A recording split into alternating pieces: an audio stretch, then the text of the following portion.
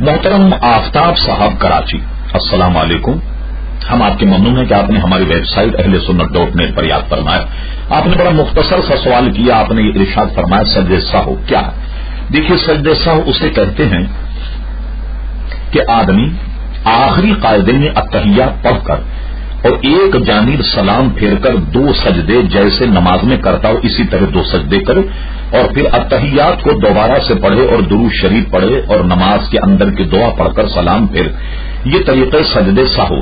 اب سجدے سہو کیوں ہوتا ہے؟ اس کی مختصر تعریف یہ ہے کہ نماز میں کچھ فرائض ہیں اور کچھ واجبات۔ نماز میں اگر کسی فرض کی ادائیگی میں تاخیر ہو جائے تو سجدے سہو واجب ہو جائے گا، یعنی فرض ترک نہیں ہوا بلکہ فرض کی ادائیگی میں تاخیر ہوئی تو سجدے سہو جو ہے یہ واجب ہو جائے گا۔ اور اسی طریقے سے واجب اگر ترک ہو جائے تو بھی سجدے سہو واجب ہو جائے۔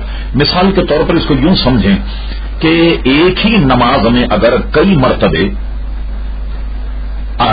فرض کی ادائیگی میں تاخیر ہوئی اور کئی واجب چھوٹ گئے تو یہ سب کا ازالہ صرف ایک ہی مرتبہ سجدے سہو سے ہو جائے گا۔